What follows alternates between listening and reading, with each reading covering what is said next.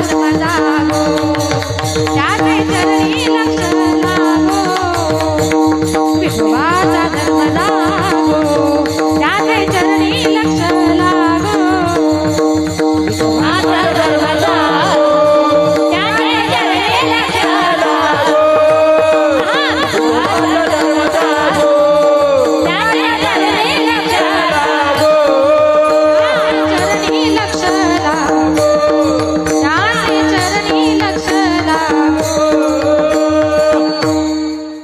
जो भगवान परमात्मा आपल्या भक्तावरचं संकट दूर करणार आहे तो कुठे राहतो? जम्बू या द्वीपा माझी एक पंढरपूर गाव. तो आपलं सगळं दुःख हरवणारा तो माझा भगवान परमात्मा आहे. म्हणून संत महात्मे म्हणतात तुम्हाला मला प्रत्येकाला त्याला शरण जायचे म्हणून शरण जावे सर्व भावे देवासी. तो हा उतरील पार भव दुस्तर नदीचा.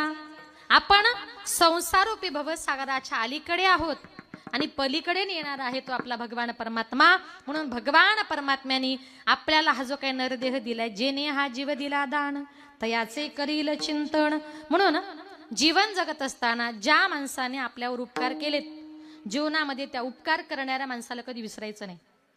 कर्म नावाची गोष्ट तर अजूनपर्यंत कुणाला चुकलेली नाही, पण ज्यानं आपल्यावर काहीतरी उपकार केलेत, ज्याचा आपल्यावर काहीतरी ऋण आहे, अशा माणसाला सुद्धा जीवनामध्ये माणसाने कधी विसरायचं नसतं.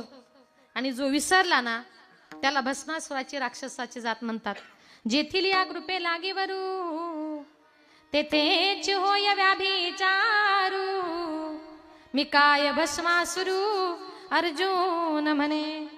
म्हणून संतांनी आपल्याला जो मार्ग दाखवलाय बघा, आता हा जो काही नरदेह माझ्या भगवान परमात्म्याने तुम्हाला मला प्रत्येकाला दिलाय, हा नरदेह कसा आहे? संत महात्मे म्हणतात नरदेह दुर्लभ जाणा शतवर्षाची गणना. अतिशय दुर्लभ असा नरदेह भगवान परमात्म्याने आपल्याला दिलाय.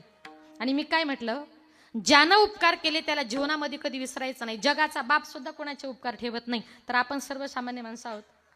आपणही आपल्याला सुद्धा कोणाचे उपकार विसरायचे नाही. ऐका, ज्या वेळेला प्रभू रामचंद्र 14 वर्षाच्या प्रदीर्घ वनवासाला निघाले होते, रस्त्याने चाललेलं असताना उन्हाळ्याचे दिवस होते.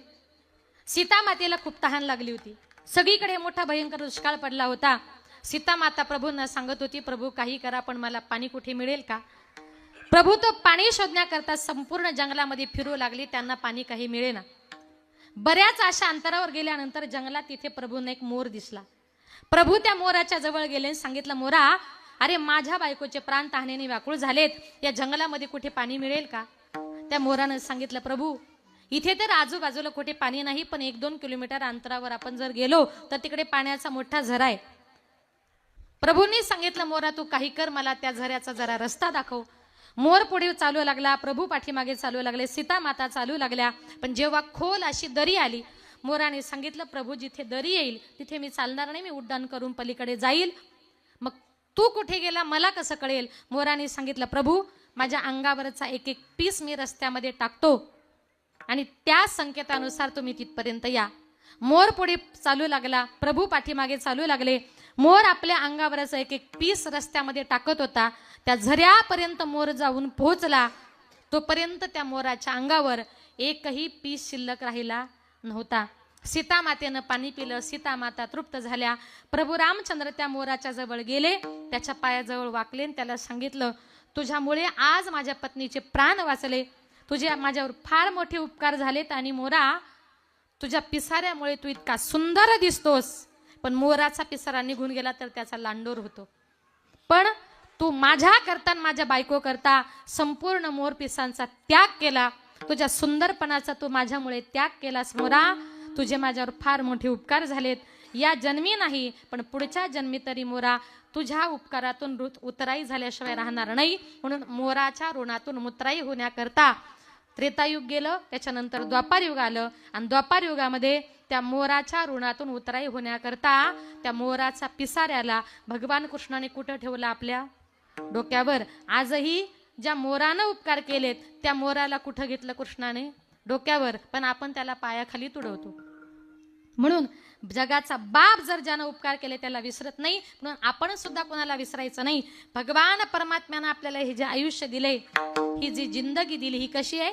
जिंदगी एक किराए का घर है, जिंदगी एक किराए का घर है, एक ना एक दिन बदलना पड़ेगा. जिंदगी एक किराए का घर है, एक ना एक दिन बदलना पड़ेगा. जिंदगी किराए का घर है, एक ना एक दिन बदलना पड़ेगा.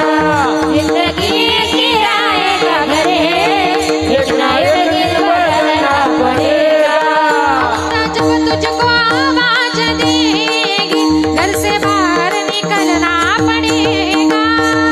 जब तुझको आवाज देगी घर से बाहर निकलना पड़ेगा. मौत जब तुझको आवाज देगी घर से बाहर निकलना पड़ेगा. जिंदगी जिंदगी जिंदगी एक किराए का घर है, एक ना एक दिन बदलना पड़ेगा. जिंदगी एक किराए का घर है, एक ना एक दिन बदलना पड़ेगा. जिंदगी एक किराए का घर है, एक ना एक दिन बदलना पड़ेगा. जिंदगी एक किराए का घर है, एक ना एक दिन बदलना पड़ेगा. एक ना एक दिन बदलना पड़ेगा. एक ना एक दिन बदलना पडेगा. बघा, ही जिंदगी, हे आयुष्य म्हणजे एक भाड्याचं घर आहे. या भाड्याच्या घरामध्ये आपण कुठपर्यंत राहू शकतो?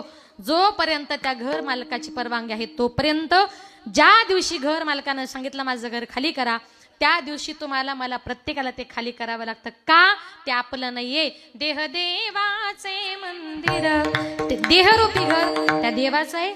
आणि ज्या दिवशी त्यानं सांगितलं चला माझं घर खाली करा, त्या दिवशी आपल्याला या मृत्यू लोकाचा निरोप घ्यावा लागतो. म्हणून तुकोबाराय म्हणतात, जीवन जगत असताना किती जरी दुःख वाटायला आलं, आणि कारुसावे न लगे बहुता आपल्या संचिता वाचून या, मग तो आपल्या संचिताचा भोग असतो. आणि हे सगळं करत असताना जीवनामध्ये आपले मायबाप हे सगळ्यात महत्वाचं दैवत आहे.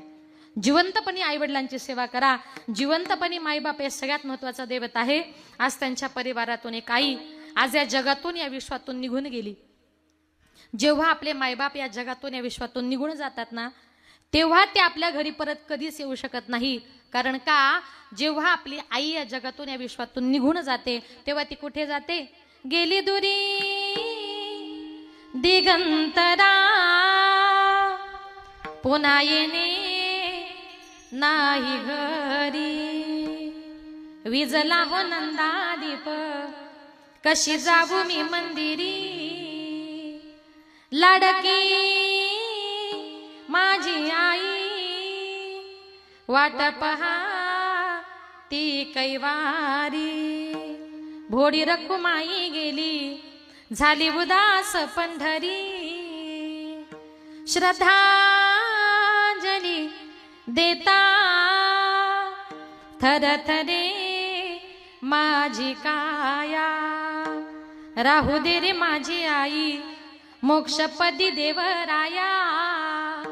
राहू दे रे माझा बाप, मोक्षपदी देवराया. माई बाप गेल्यानंतर आपण देवाला म्हणतो, देवा माझ्या आईला माझ्या बापाला मोक्षपदाला ने.